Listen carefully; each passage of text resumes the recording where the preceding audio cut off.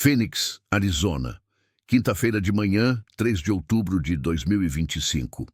O sol do deserto mal havia surgido sobre as montanhas McDowell quando a primeira chamada de emergência chegou ao sistema de despacho do Departamento de Polícia de Phoenix.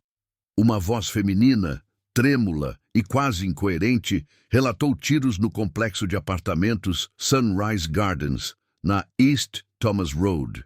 Os policiais responderam em poucos minutos, com seus carros de patrulha cortando as ruas residenciais tranquilas, onde as famílias estavam apenas começando suas rotinas matinais. O prédio de apartamentos tinha 3 andares, com sua fachada de estuque bege desgastada por anos de calor implacável do Arizona. A unidade 2B ficava no final de um corredor escuro no 2º andar, com a porta parcialmente aberta. O policial Marcus Chen chegou primeiro, sua mão instintivamente indo para sua arma de serviço ao se aproximar. O silêncio que emanava de dentro parecia errado, pesado com o tipo de quietude que se segue à violência. Lá dentro, a cena que o recebeu ficaria gravada em sua memória por muitos anos. Uma mulher jazia imóvel no chão da cozinha, cercada por fragmentos de cerâmica do que parecia ter sido uma caneca de café. Seus longos cabelos escuros estavam espalhados pelo linóleo, obscurecendo parcialmente seu rosto. A luz da manhã que entrava pela janela refletia em algo metálico perto de sua mão estendida, uma aliança que brilhava com cruel indiferença à tragédia que agora marcava. O policial Chen chamou reforços com a voz firme, apesar do nó que se formava em seu estômago. Em 20 minutos, o apartamento se transformou em um caos controlado de policiais. Os investigadores da cena do crime agiram com eficiência treinada, fotografando todos os ângulos e documentando todos os detalhes. A detetive Sarah Morrison, uma veterana de 15 anos da divisão de homicídios, assumiu o comando da cena com a autoridade tranquila de alguém que testemunhou muitas mortes que poderiam ter sido evitadas. A identificação da vítima foi encontrada em sua bolsa, que estava intacta sobre a bancada da cozinha. Gabriela Maria Santos, 34 anos, enfermeira registrada no Banner Good Samaritan Medical Center. Seu crachá de funcionária ainda estava pendurado em sua bolsa de trabalho. A foto mostrando uma mulher com olhos castanhos calorosos e um sorriso gentil que parecia impossivelmente distante da violência que lhe tirou a vida. A detetive Morrison agachou-se ao lado do corpo, seu olho treinado catalogando as evidências. 2 ferimentos de bala, um no peito e outro no abdômen. A posição sugeria curta distância, proximidade íntima. Nenhum sinal de arrombamento, nenhuma indicação de luta no resto do apartamento. Isso foi pessoal, ela pensou. Alguém que a vítima conhecia. Alguém em quem ela confiava o suficiente para deixar entrar em sua casa, em sua vida. O apartamento em si contava a história de uma vida recentemente unida. Na sala de estar, 2 estilos distintos de decoração competiam pelo domínio. Delicadas pinturas em aquarela de paisagens desérticas estavam penduradas ao lado de memorabilia esportiva e pôsteres de shows emoldurados. A estante continha romances empilhados ao lado de revistas automotivas. No quarto, o armário revelava 2 guarda-roupas compartilhando o espaço. Um lado cheio de vestidos e blusas femininas. O outro com camisas de trabalho masculinas e jeans. Uma vizinha do outro lado do corredor, a senhora Chen, sem parentesco com o policial que atendeu a ocorrência, estava parada na porta de seu próprio apartamento, enrolada em um roupão floral. Suas mãos tremiam enquanto ela falava com os policiais que registravam seu depoimento.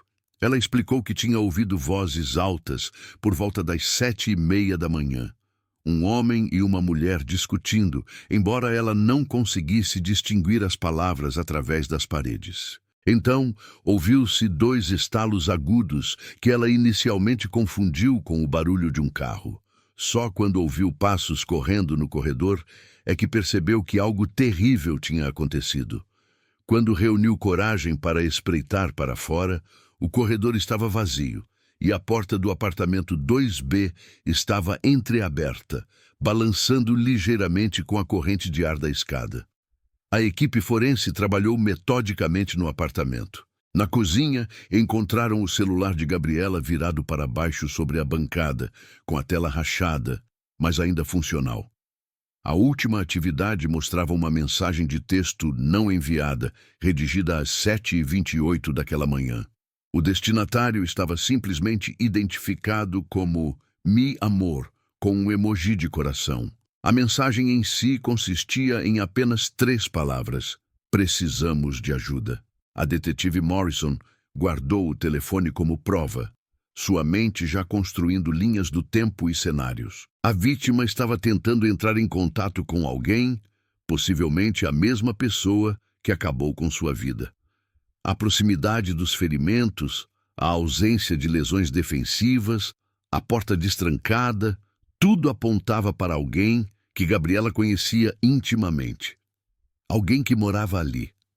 No banheiro, os investigadores encontraram 2 escovas de dentes no suporte e 2 conjuntos de produtos de higiene pessoal na bancada. O armário de remédios revelou frascos de medicamentos com 2 nomes diferentes: Gabriela Maria Santos e David Michael Collins. O endereço na receita de Collins correspondia a este apartamento. Eles moravam juntos, possivelmente casados, dado o anel de aliança. A detetive Morrison saiu para o corredor, tirando as luvas de látex. Ela precisava encontrar David Collins. Rápido. Seus instintos, aprimorados por inúmeras investigações, diziam-lhe que este caso seria resolvido rapidamente assim que o localizassem.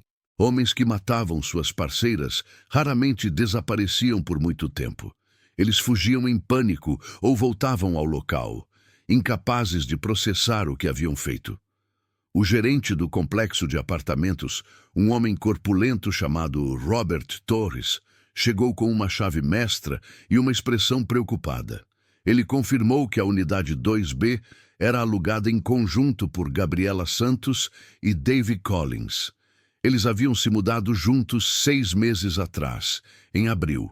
Um casal jovem, disse ele, pareciam felizes. Pagavam o aluguel em dia. Nunca causaram problemas. Ele tinha visto David saindo do prédio naquela manhã por volta das 7h45, caminhando rapidamente em direção ao estacionamento. Nada parecia incomum naquele momento.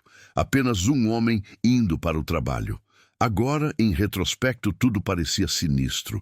As imagens de vigilância do estacionamento confirmaram o relato de Torres. Exatamente às 7h46, um homem alto, vestindo uma camisa azul de trabalho e jeans, apareceu na câmera, caminhando com determinação em direção a um Honda Civic prateado. Seu rosto estava parcialmente obscurecido por um boné de beisebol puxado para baixo, mas seu andar não mostrava sinais de ferimentos ou angústia. Ele entrou no veículo e foi embora, virando à direita na Thomas Road. A marca de tempo colocou essa partida menos de 20 minutos após a hora estimada dos tiros. Ao meio-dia, o Departamento de Polícia de Phoenix emitiu um alerta bolo Beyond the Lookout para David Michael Collins. Homem branco, 36 anos, 1,80 de altura, aproximadamente 80 quilos, cabelos castanhos, olhos azuis. Visto pela última vez dirigindo um Honda Civic prateado 2021, com placa do Arizona, documentada no registro do veículo. Considerado armado e extremamente perigoso. Não se aproxime. A detetive Morrison voltou à delegacia para começar a montar o arquivo do caso. O relatório preliminar do legista chegou no início da tarde. Gabriela Santos havia morrido devido aos ferimentos à bala, sangrando até a morte em poucos minutos. A trajetória das balas sugeria que o atirador estava parado diretamente na frente dela, a menos de 1,5 metros de distância. A arma parecia ser uma pistola de 9 milímetros, embora nenhuma cápsula tivesse sido encontrada no local. O assassino as havia recolhido ou usado um revólver. A detetive consultou os antecedentes de David Collins, sem prisões anteriores. Ficha limpa. Ele trabalhava como encarregado de obras para uma empresa de construção comercial de médio porte. De acordo com seu empregador, Collins era um trabalhador confiável, quieto, mas competente.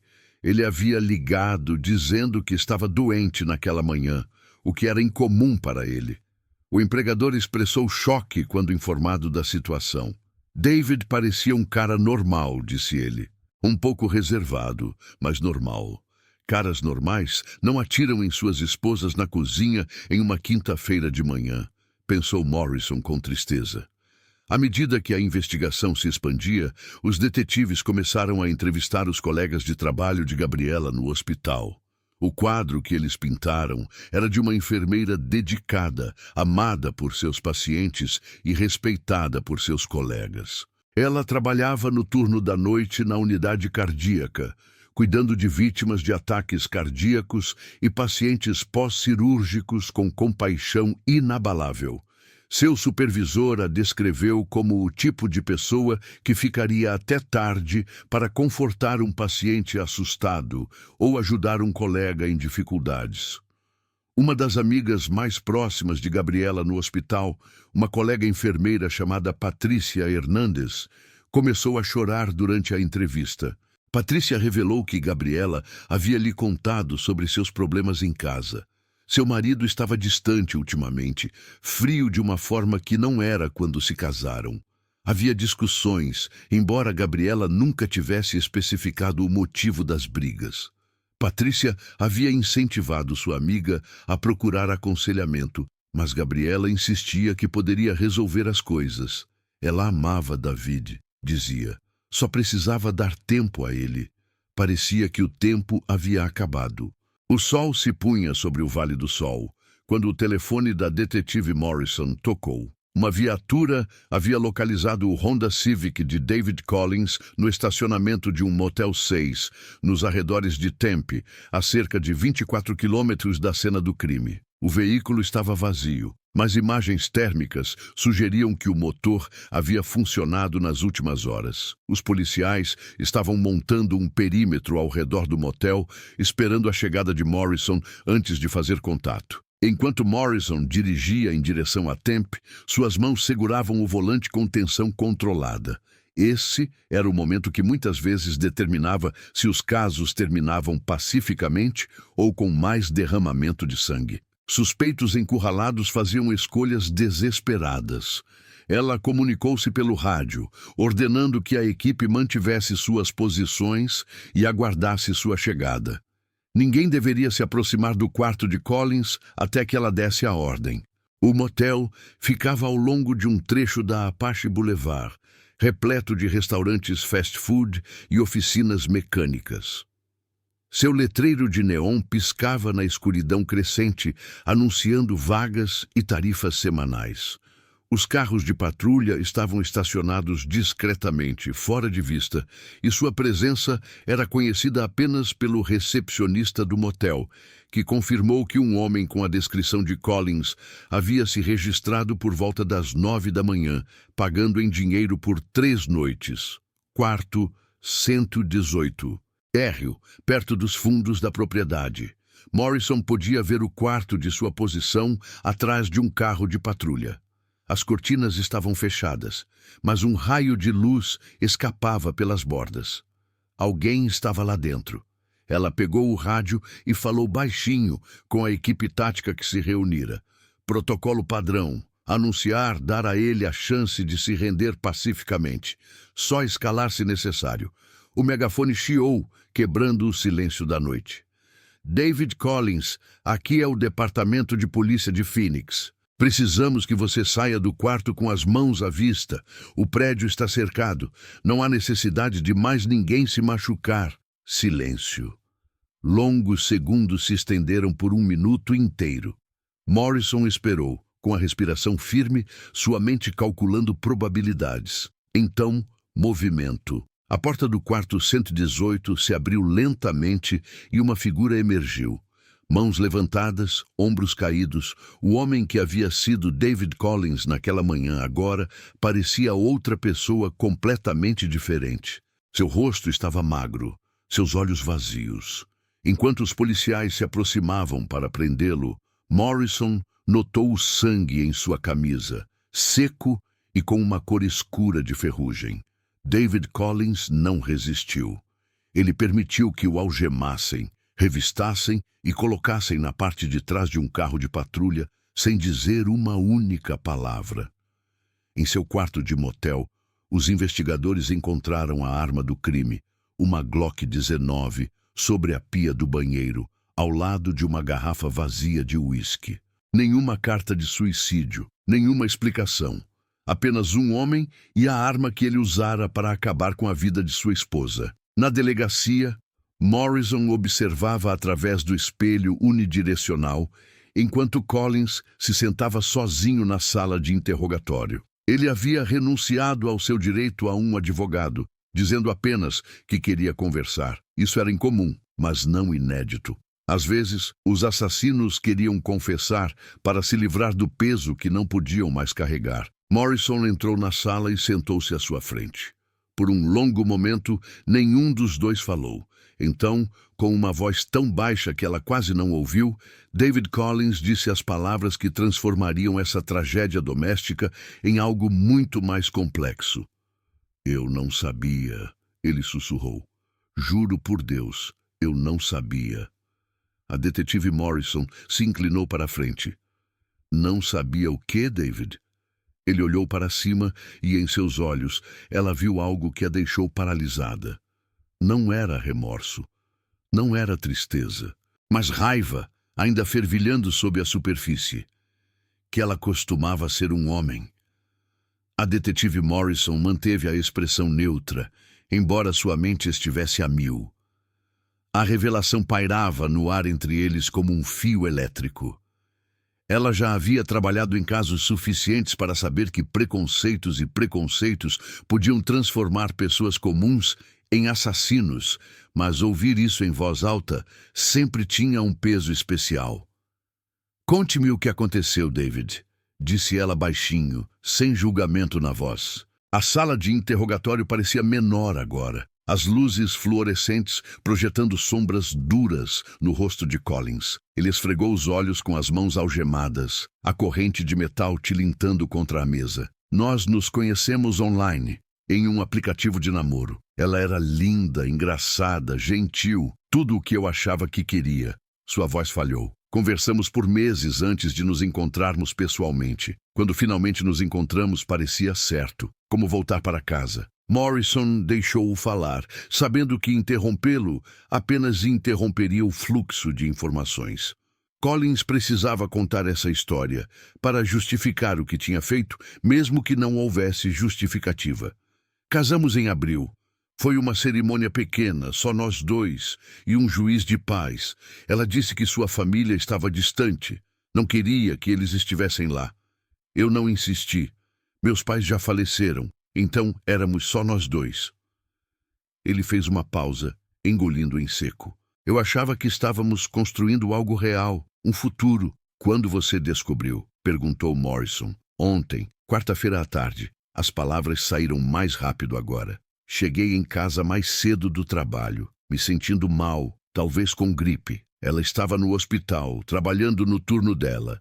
Fui pegar um analgésico no armário de remédios e foi quando vi um frasco de remédio, antigo, enfiado atrás dos cosméticos dela." Morrison sabia o que estava por vir, mas deixou-o continuar. "Bloqueadores de testosterona.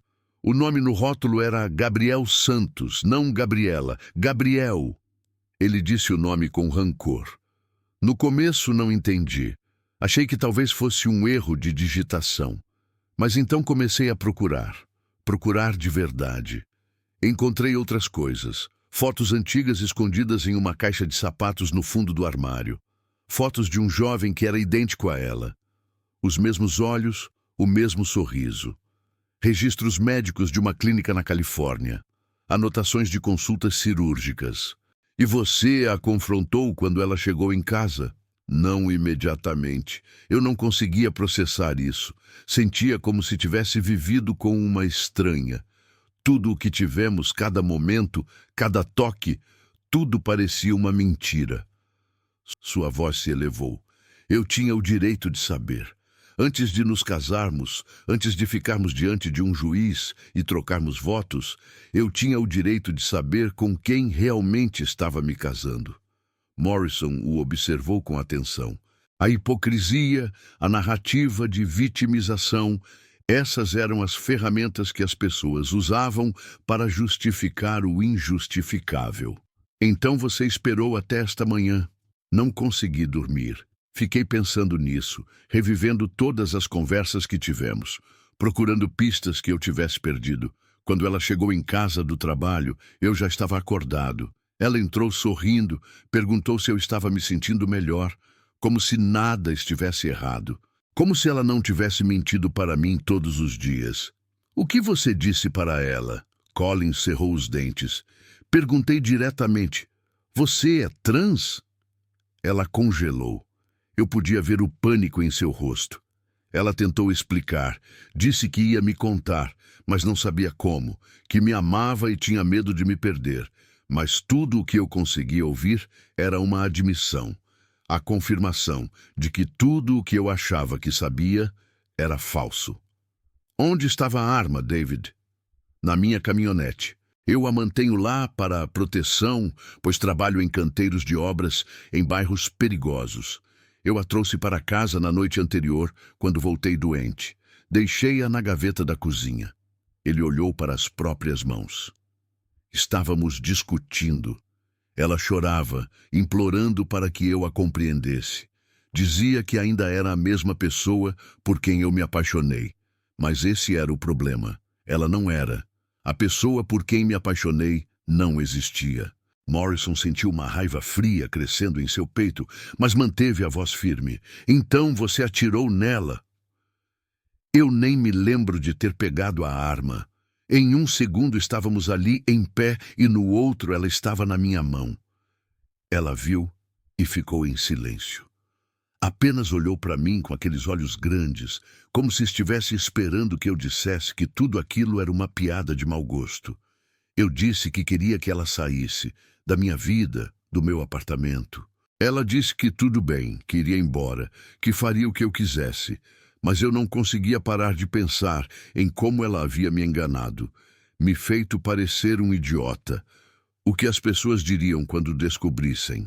Então você a matou para proteger sua reputação. Eu a matei porque ela destruiu minha vida.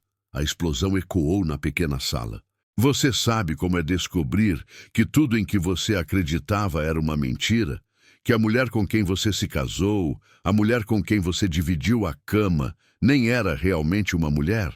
Morrison levantou-se abruptamente, sua cadeira raspando no chão. Gabriela Santos era uma mulher, uma enfermeira que salvava vidas, uma pessoa que o amava o suficiente para construir um futuro com você. E você a assassinou porque seu ego não conseguia lidar com a verdade. Collins olhou para ela, sua expressão endurecendo. Quero um advogado agora. A entrevista havia terminado. Morrison saiu da sala de interrogatório, suas mãos tremendo com raiva mal contida. No corredor, seu parceiro, o detetive James Rodrigues, esperava com uma expressão sombria. Gravei tudo, disse Rodrigues. Premeditação clara. Ele teve tempo para pensar, tempo para escolher diferente, e mesmo assim puxou o gatilho. Morrison assentiu. Verifique os registros do telefone dele, o histórico do computador. Quero saber se ele estava pesquisando sobre isso, se estava planejando há mais tempo do que afirma. Nas 24 horas seguintes, a investigação revelou um quadro mais completo. O histórico do navegador de David Collins mostrava pesquisas iniciadas na quarta-feira à noite. É possível se divorciar de uma pessoa trans? Fraude matrimonial transgênero? É ilegal não revelar a condição de trans? As pesquisas ficaram mais sombrias à medida que a noite avançava. crimes passionais no Arizona, legítima defesa contra engano. Ele vinha construindo uma justificativa, elaborando uma narrativa em que ele era a vítima e Gabriela era a vilã. Pela manhã, ele se convenceu de que o que estava prestes a fazer era de alguma forma justo. Enquanto isso, o detetive Morrison começou a juntar as peças da vida de Gabriela. Os registros médicos confirmaram que ela havia feito a transição aos 20 e poucos anos, enquanto morava em San Diego. Ela se mudou para Phoenix há 3 anos para recomeçar, na esperança de deixar para trás a discriminação e a violência que muitas vezes assombravam as mulheres transgênero. Seu arquivo pessoal no hospital mostrava avaliações de desempenho exemplares e vários elogios pelo atendimento aos pacientes. Amigos do Centro Comunitário LGBTQ em Phoenix pintaram um retrato de uma mulher que finalmente havia encontrado paz consigo mesma. Gabriela participava de grupos de apoio para mulheres transgênero, orientava jovens que estavam passando por suas próprias transições e era voluntária em programas de assistência a jovens. Ela era cuidadosa com seus relacionamentos amorosos, revelou um amigo, com medo da rejeição ou de algo pior quando seus parceiros descobriam sua história. Ela me contou sobre Dave, disse Carmen Martinez, uma amiga próxima. Disse que ele parecia diferente, aceitador. Ela ia contar a ele antes de se casarem, mas ele a pediu em casamento tão de repente que ela se convenceu de que não importava, que seu passado era passado. Ela estava tão feliz pensando que finalmente tinha encontrado alguém que a amava pelo que ela era. A tragédia, percebeu Morrison, era que Gabriela estava certa. David se apaixonou exatamente por quem ela era. Ele simplesmente não conseguia aceitar que a pessoa que amava não se encaixava na caixa estreita que ele havia construído para a realidade aceitável. A promotoria acusou David Collins de homicídio doloso. As provas eram contundentes: premeditação, motivo claro e sua própria confissão gravada. A lei do Arizona previa penas mais severas para crimes motivados por preconceito, e a promotoria pretendia também apresentar essas acusações. Ao fechar o arquivo do caso naquela noite, Morrison pensou em Gabriela Santos, uma mulher que havia sobrevivido à difícil jornada da transição, que havia reconstruído sua vida com coragem e graça, apenas para ter sua vida ceifada pela única pessoa que deveria protegê-la. A crueldade disso se instalou como uma pedra no peito de Morrison. A justiça seria feita no tribunal, mas, para Gabriela, chegou tarde demais. A notícia da morte de Gabriela Santos se espalhou pela comunidade LGBTQ de Phoenix como fogo. Em 48 horas, sua fotografia apareceu em posts memoriais nas redes sociais, acompanhada da hashtag Justiça para Gabriela. A imagem mais compartilhada mostrava-a em seu uniforme de enfermeira, sorrindo calorosamente para a câmera, com seu crachá do hospital preso ao bolso. Era uma foto que capturava quem ela tinha sido: uma curadora, uma cuidadora, alguém que dedicou sua vida a ajudar os outros. O centro comunitário na 7ª Avenida, onde Gabriela havia sido voluntária por 2 anos, organizou uma vigília no sábado à noite. Centenas de pessoas se reuniram no estacionamento, segurando velas que cintilavam na noite do deserto. Mulheres e homens transgêneros estavam ao lado de aliados, familiares e amigos, seus rostos refletindo tristeza e um medo muito familiar. Não era a primeira vez que se reuniam para lamentar a morte de um dos seus, e todos os presentes sabiam que não seria a última. Carmen Martinez subiu ao pódio improvisado, com a voz embargada ao falar. Gabriela era minha irmã, não de sangue, mas pelo vínculo que compartilhávamos como mulheres trans, sobrevivendo em um mundo que muitas vezes não quer que existamos. Ela era gentil quando o mundo era cruel.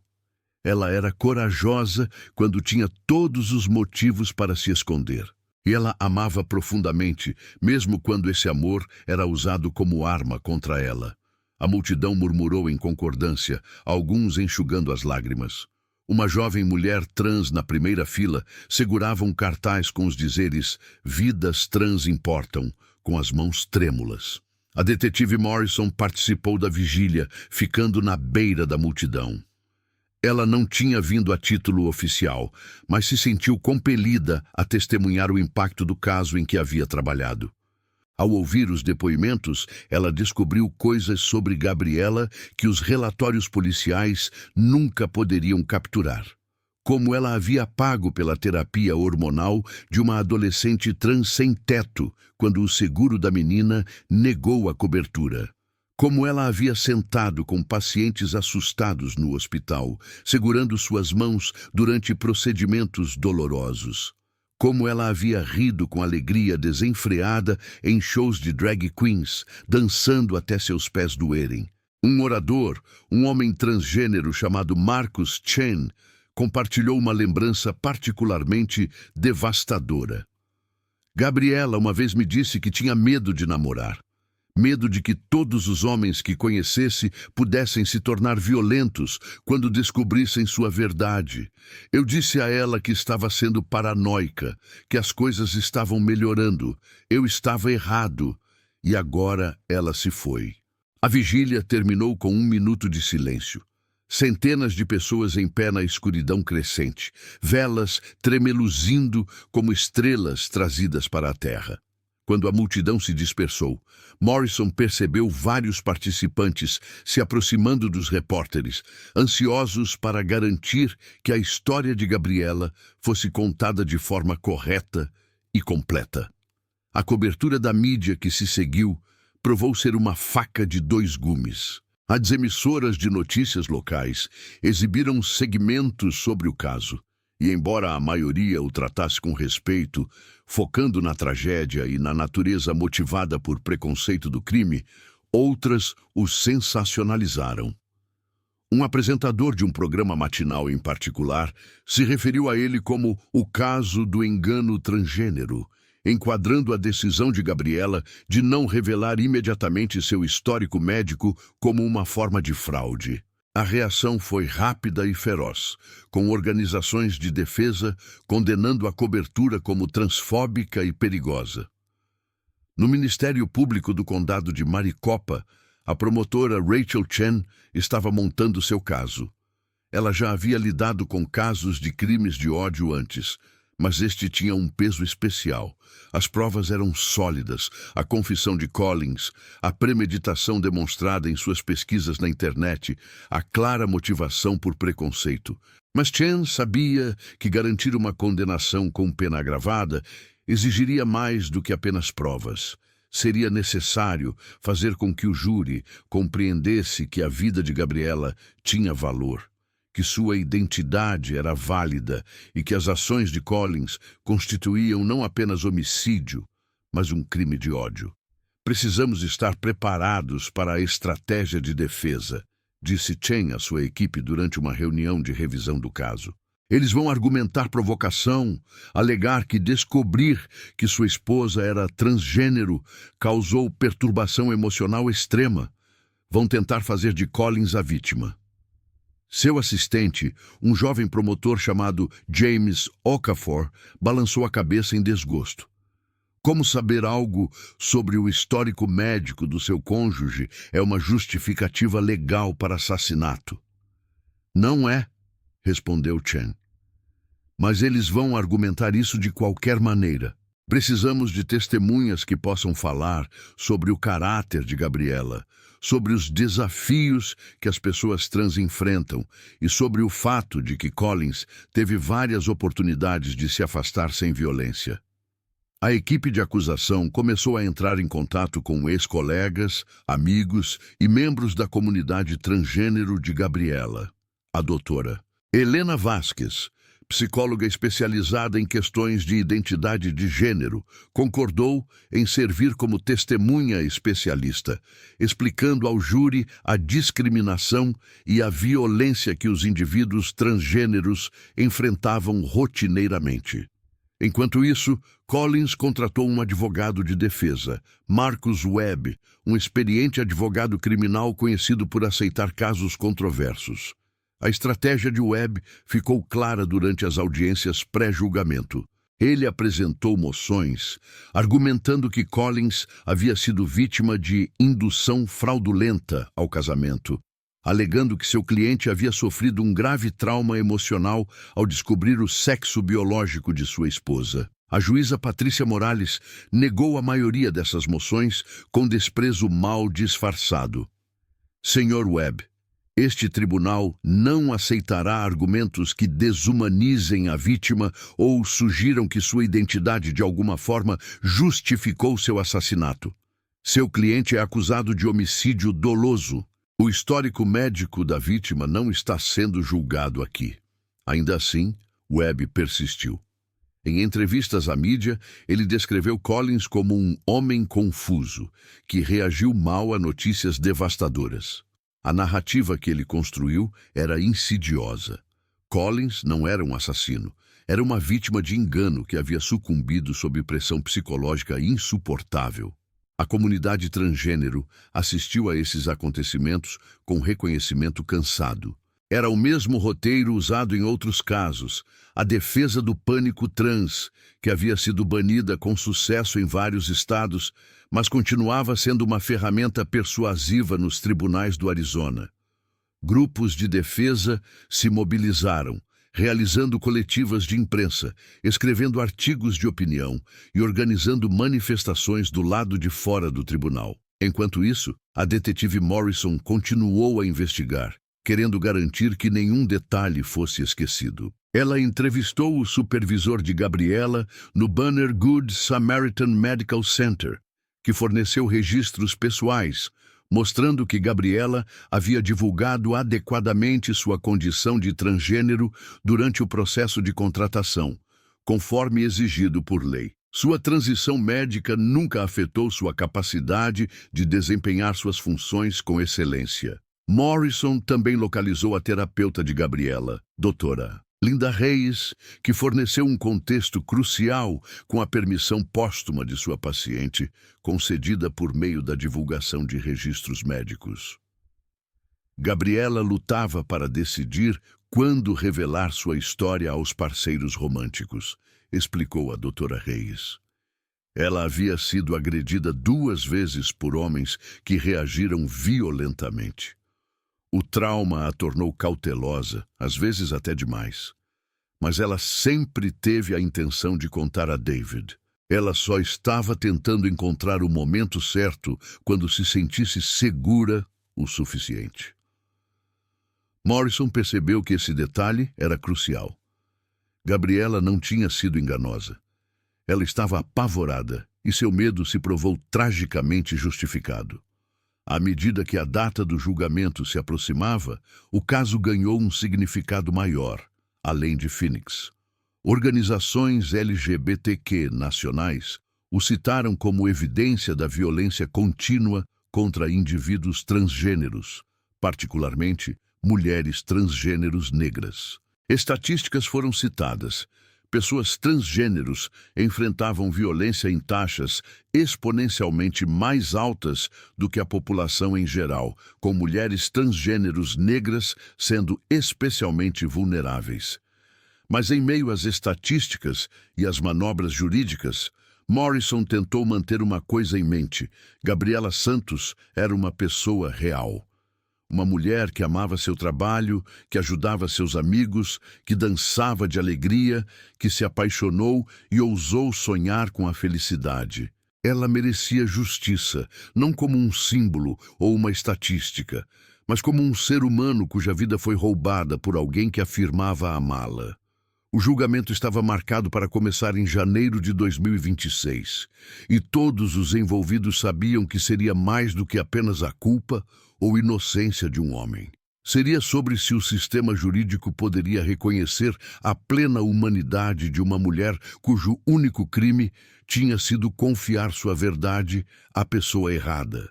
13 de janeiro de 2026. O prédio do Tribunal Superior do Condado de Maricopa Se destacava contra o céu pálido de inverno, sua fachada moderna de vidro refletindo a multidão reunida nos degraus do tribunal. Manifestantes seguravam cartazes exigindo justiça, enquanto vans de reportagem se alinhavam na rua, com antenas parabólicas apontadas para o céu. Dentro da sala de audiências 4C, o ar estava pesado de expectativa, com a seleção do júri concluída e as alegações iniciais prestes a começar. David Collins sentou-se à mesa da defesa em um terno azul marinho, com uma expressão cuidadosamente neutra.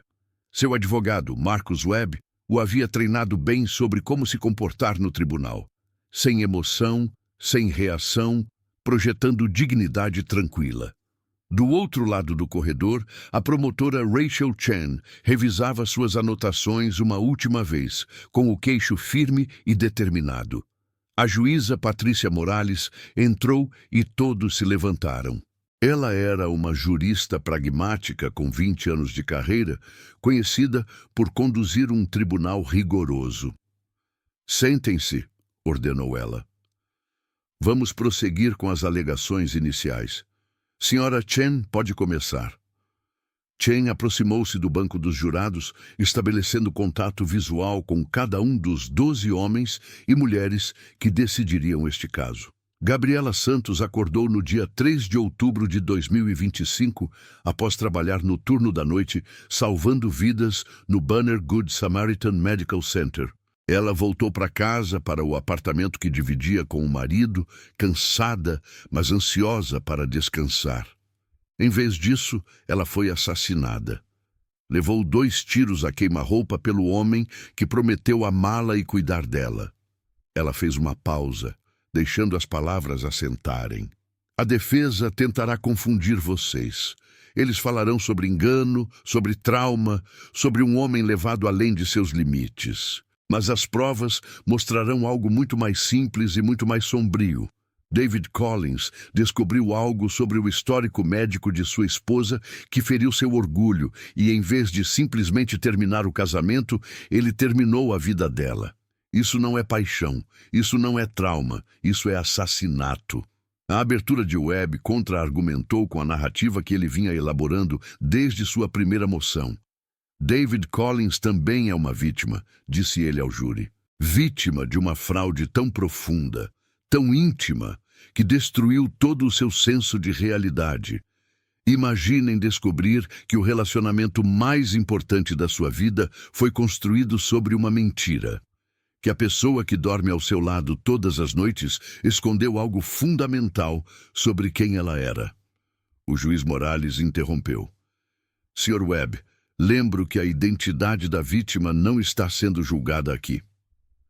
Webb acenou com a cabeça calmamente. "Claro, meritíssimo. Estou apenas fornecendo contexto para o estado mental do meu cliente." David Collins reagiu em um momento de extrema perturbação emocional a uma informação que devastaria qualquer pessoa razoável.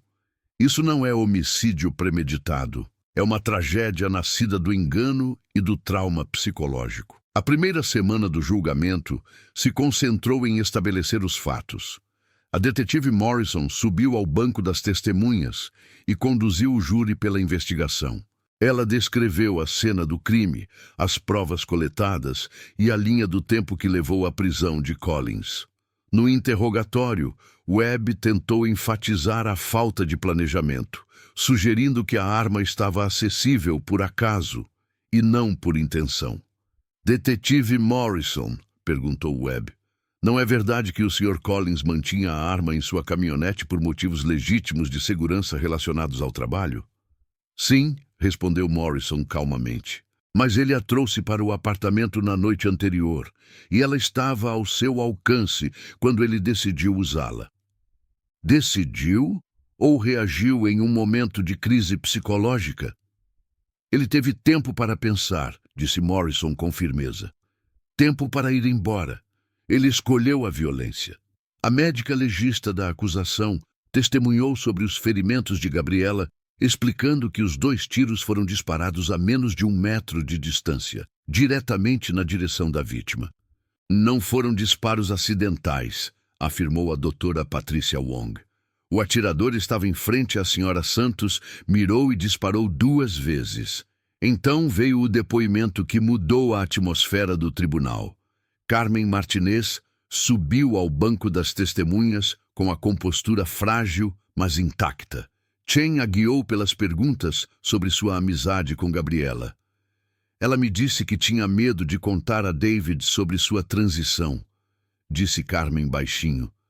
Ela já havia sido atacada antes, 2 vezes. Uma vez, um homem com quem ela namorou por 3 meses a espancou tanto que ela precisou fazer uma cirurgia reconstrutiva no rosto.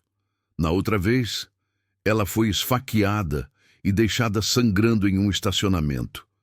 Ela sobreviveu nas 2 vezes, mas o medo nunca a abandonou. Ela planejava contar a David? Perguntou Chen. Sim, ela estava reunindo coragem. Ela o amava e queria ser totalmente honesta, mas estava apavorada com exatamente o que acabou acontecendo. O interrogatório de Webb foi agressivo. Senhora Martinez, não é verdade que ocultar tal informação constitui fraude? Protesto, disse Chen bruscamente, argumentativo e pressupõe fatos que não constam nas provas. Aceito, decidiu o juiz Morales. Reformule, Sr. Webb. O advogado de defesa tentou outro ângulo. Você não acha que o Sr. Collins tinha o direito de saber antes de se casar? Carmen olhou diretamente para ele. Acho que Gabriela tinha o direito de viver. Esse direito supera tudo o mais. A doutora Helena Vasquez, especialista em identidade de gênero da acusação, passou um dia inteiro explicando ao júri a realidade de ser transgênero nos Estados Unidos. Ela citou estatísticas sobre violência, discriminação e o impacto psicológico do medo constante. Mulheres transgênero, especialmente mulheres transnegras, enfrentam níveis epidêmicos de violência, ela testemunhou. A decisão de quando revelar seu histórico médico é, muitas vezes, literalmente uma questão de vida ou morte. A defesa rebateu com seu próprio psicólogo, que testemunhou sobre trauma induzido por fraude e sugeriu que Collins havia sofrido um colapso psicológico. Mas, sob o interrogatório de Chen, o especialista admitiu que nunca havia examinado Collins e que estava baseando sua opinião apenas em cenários hipotéticos. A evidência mais prejudicial veio do próprio rastro digital de Collins.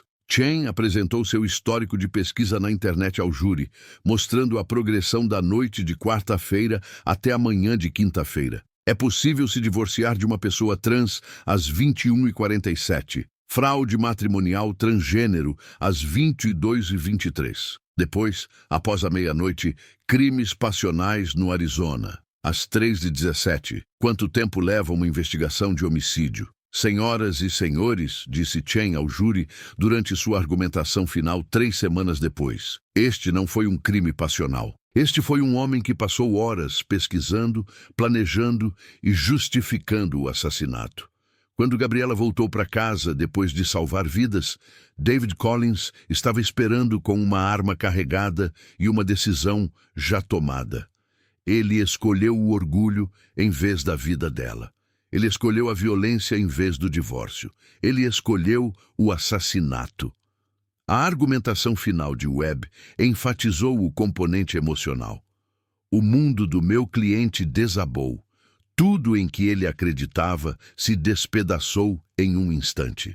Não estamos pedindo que vocês desculpem o que aconteceu. Estamos pedindo que entendam, que reconheçam que este não foi um assassinato a sangue frio, mas uma reação trágica a circunstâncias insuportáveis. O júri deliberou por 2 dias. Quando voltaram, a porta-voz se levantou e proferiu o veredicto: culpado de homicídio doloso. Culpado de crime agravado por preconceito.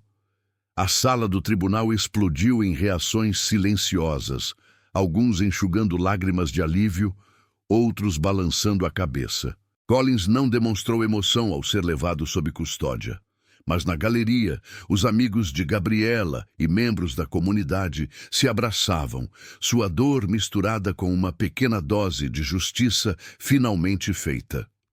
O juiz Morales marcou a sentença para fevereiro, mas todos os presentes sabiam o que estava por vir.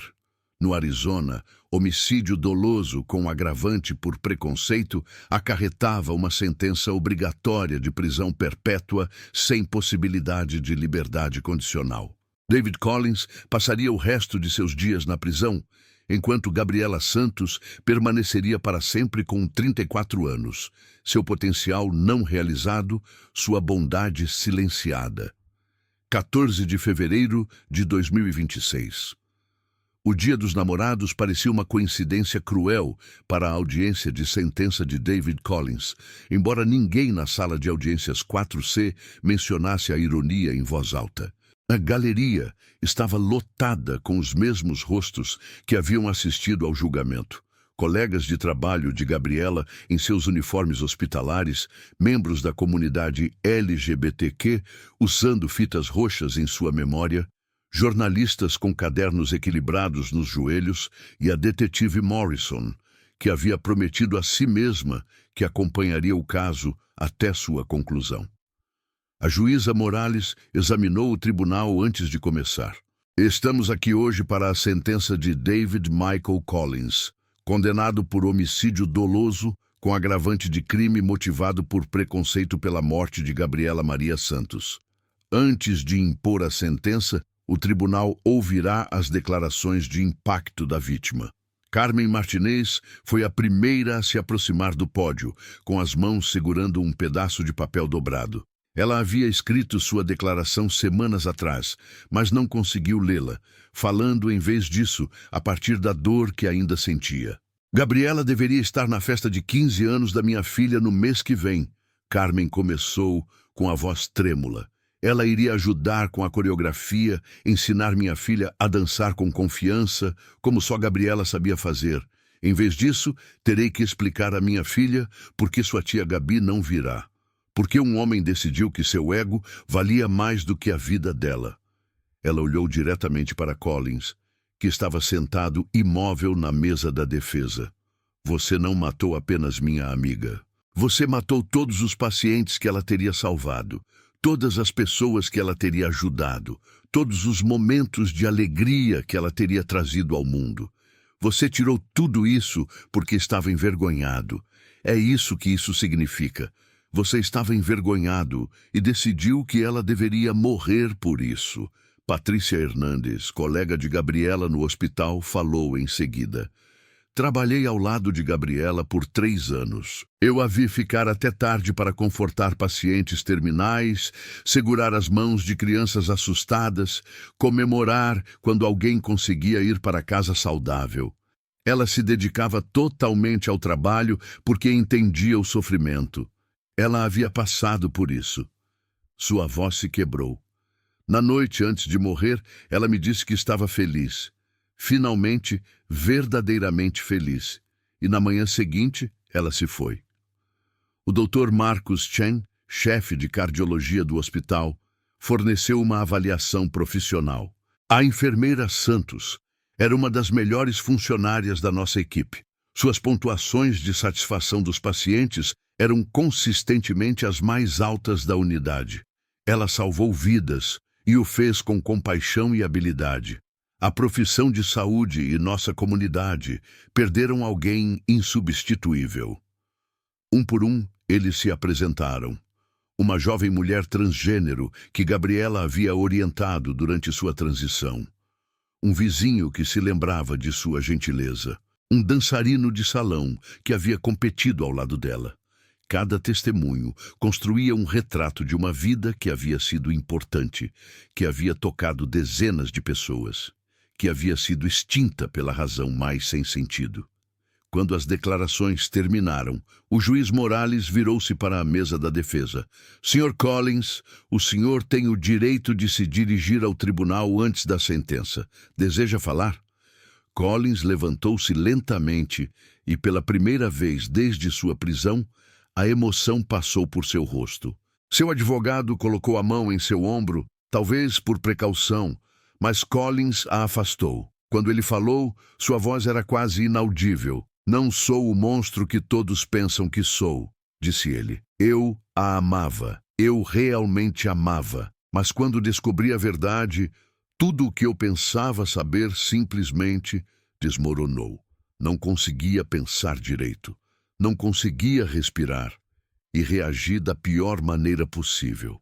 Ele fez uma pausa, parecendo procurar mais palavras, mas a expressão da juíza Morales permaneceu impassível. Finalmente ele acrescentou: sinto muito. Embora não ficasse claro se ele realmente sentia isso ou simplesmente sabia que era o que se esperava dele. Ele se sentou novamente e o tribunal aguardou. A juíza Morales demorou um pouco antes de falar, deixando o silêncio se prolongar até que todos os presentes sentissem seu peso. Quando ela finalmente começou, sua voz transmitia a autoridade de décadas no tribunal. Sr. Collins, presidi centenas de casos em minha carreira. Vi crimes de desespero, de ganância, de raiva. Mas o que você fez se enquadra em uma categoria que me perturba profundamente. Você cometeu assassinato porque seu orgulho não suportava uma verdade que desafiava sua autoimagem. Ela se inclinou ligeiramente para a frente. Gabriela Santos não tinha nenhuma obrigação legal de revelar seu histórico médico a você antes do casamento. Sua transição era uma questão médica privada. O fato de você se sentir no direito de obter essa informação não justifica a violência. O fato de ter ficado perturbado ao saber disso não atenua o seu crime. Você tinha inúmeras opções. Poderia ter pedido o divórcio. Poderia ter procurado aconselhamento. Poderia simplesmente ter ido embora. Em vez disso, escolheu pegar uma arma e acabar com a vida de uma mulher cujo único crime foi confiar em você com sua vulnerabilidade. O tribunal ficou em silêncio total. O júri considerou você culpado de homicídio doloso e as evidências de premeditação foram contundentes. Suas pesquisas na internet mostram um homem que passou horas contemplando a violência, pesquisando justificativas, preparando-se psicologicamente para matar. Essa não foi uma decisão repentina. Foi uma escolha que você fez repetidamente ao longo de horas. A juíza Morales olhou para suas anotações. Além disso, o júri considerou que você cometeu este crime com preconceito contra a senhora Santos com base na identidade de gênero dela. Este agravante não é um detalhe menor. Ele reflete a realidade de que indivíduos transgêneros, particularmente mulheres transgêneros negras, enfrentam violência desproporcional em nossa sociedade. Suas ações contribuíram para um padrão de ódio que já ceifou muitas vidas. Ela se endireitou na cadeira. Portanto, de acordo com a lei do Arizona, eu o condeno à prisão perpétua sem possibilidade de liberdade condicional. Além disso, pela agravante motivada por preconceito, imponho uma pena consecutiva de 10 anos. Você passará o resto de sua vida sob a custódia do Departamento Correcional do Arizona. O martelo bateu uma vez, final e absoluto. Os ombros de Collins caíram e os agentes penitenciários se moveram para escoltá-lo para fora do tribunal. Ao passar pela galeria, ninguém cruzou o seu olhar. Ele se tornou o que mais temia, invisível, irrelevante, esquecido. Fora do tribunal, a promotora Rachel Chen deu uma breve entrevista coletiva. As câmeras dispararam enquanto ela lia uma declaração preparada. Hoje foi feita justiça para Gabriela Santos, mas deixe-me ser clara, nenhuma sentença pode trazê-la de volta. Nenhum veredicto pode desfazer o dano causado à sua família, seus amigos e sua comunidade. O que podemos fazer é afirmar que as vidas das pessoas transgênero têm valor, que a violência motivada por preconceito será processada com todo o rigor da lei e que amar alguém não lhe dá direito sobre a vida ou a verdade dessa pessoa.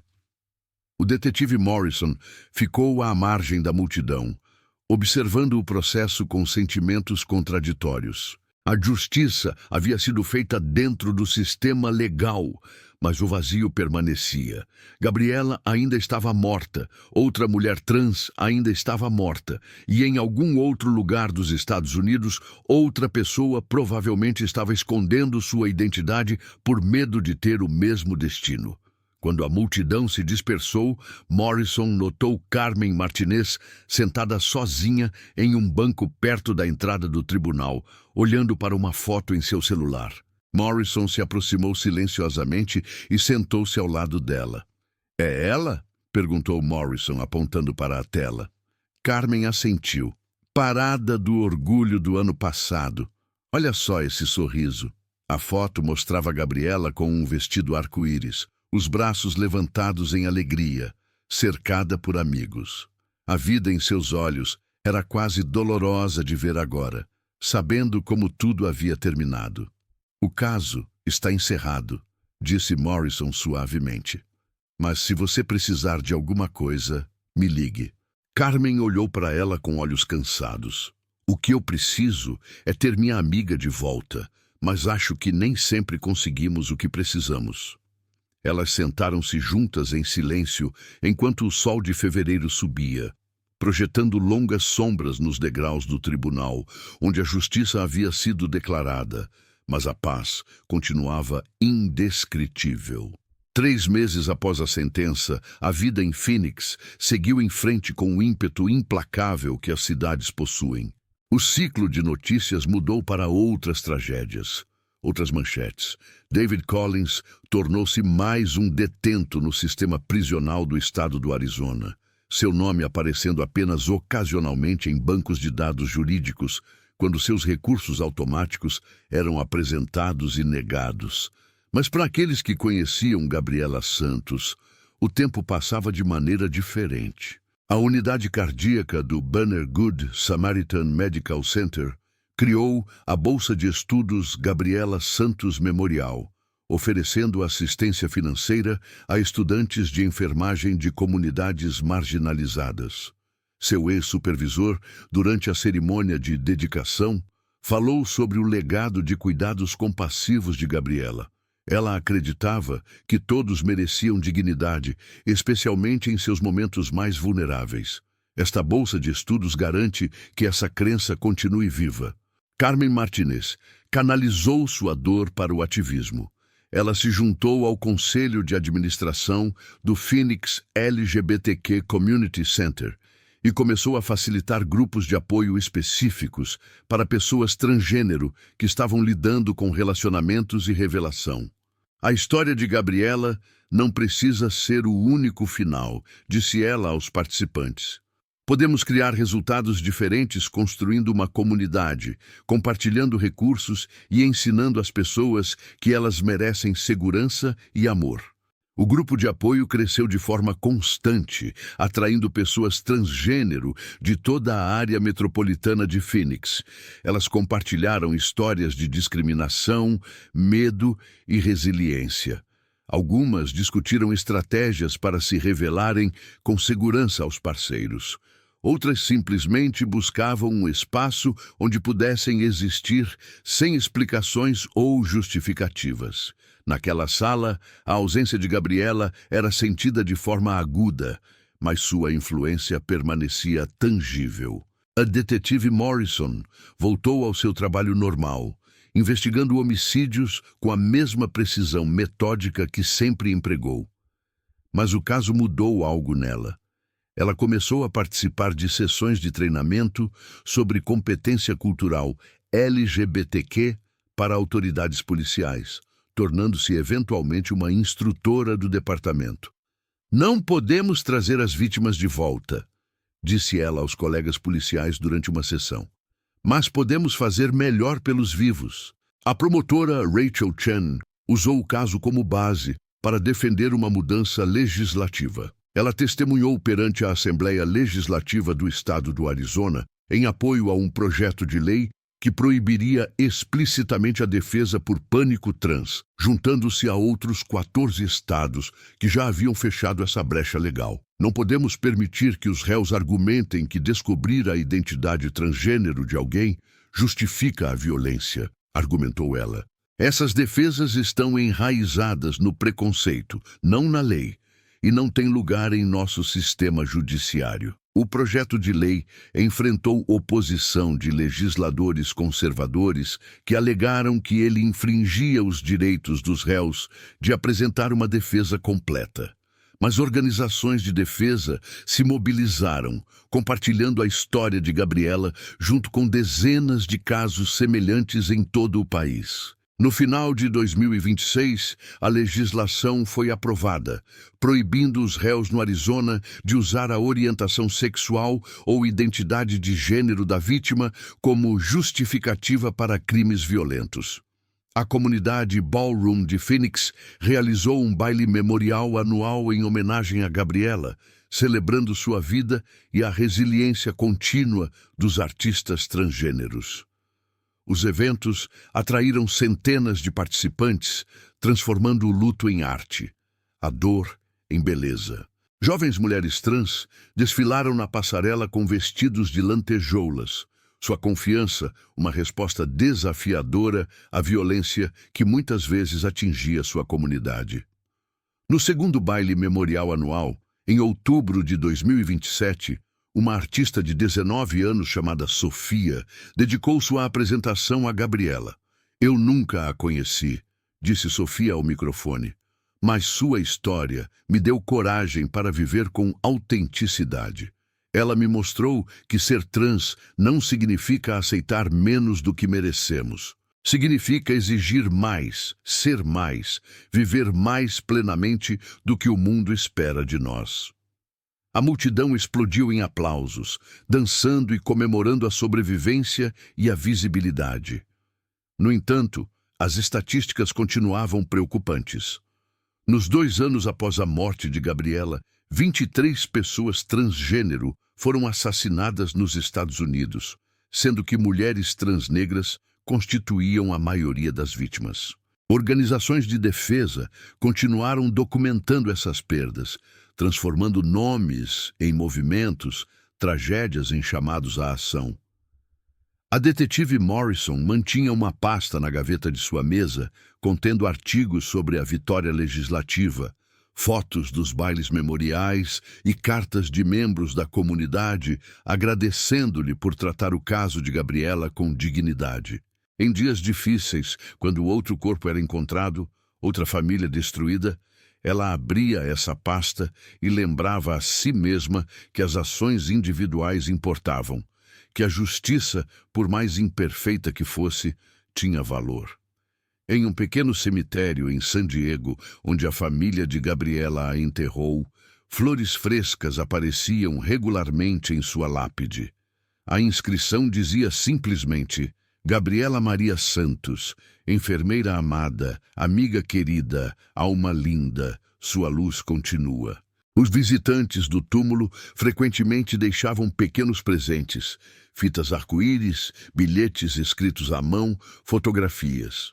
Uma carta deixada por um adolescente que nunca conhecera Gabriela dizia: Obrigado por ser corajosa o suficiente para viver como você mesma. Sua história me ajudou a me assumir para meus pais. Estou seguro, sou amado e estou aqui porque você me mostrou que isso era possível. O caso de Gabriela Santos tornou-se uma referência em discussões sobre direitos transgêneros, violência doméstica e o tratamento do sistema jurídico aos crimes de preconceito. Faculdades de direito o estudaram. Grupos de defesa o citaram. Jornalistas voltaram a ele quando tragédias semelhantes ocorreram, estabelecendo conexões entre atos individuais de violência e preconceito sistêmico. Mas além das estatísticas e dos precedentes legais, além das bolsas de estudo e dos bailes em memória, o legado de Gabriela viveu com mais força nos momentos de silêncio. Uma enfermeira segurando a mão de um paciente assustado com ternura extra, lembrando-se da compaixão de Gabriela. Uma mulher trans que escolhe confiar sua verdade a um novo parceiro, acreditando que nem toda revelação termina em violência. Uma comunidade que se reúne para apoiar uns aos outros, recusando-se a deixar que o medo extinga sua visibilidade. David Collins passaria o resto de sua vida na prisão, um exemplo cautelar sobre as consequências mortais do orgulho e do preconceito. Mas Gabriela Santos, na morte como na vida, tornou-se algo mais, um lembrete de que toda pessoa merece segurança, dignidade e a liberdade de existir autenticamente. O vazio que sua morte criou nunca poderia ser preenchido, mas nos espaços onde ela havia caminhado, dançado, cuidado e amado, sua presença permanecia como uma luz que continua viajando muito tempo depois que sua fonte se extinguiu. A justiça foi feita. A cura continuava em andamento. E o trabalho de criar um mundo onde a história de Gabriela não pudesse se repetir continuava. Um coração corajoso de cada vez.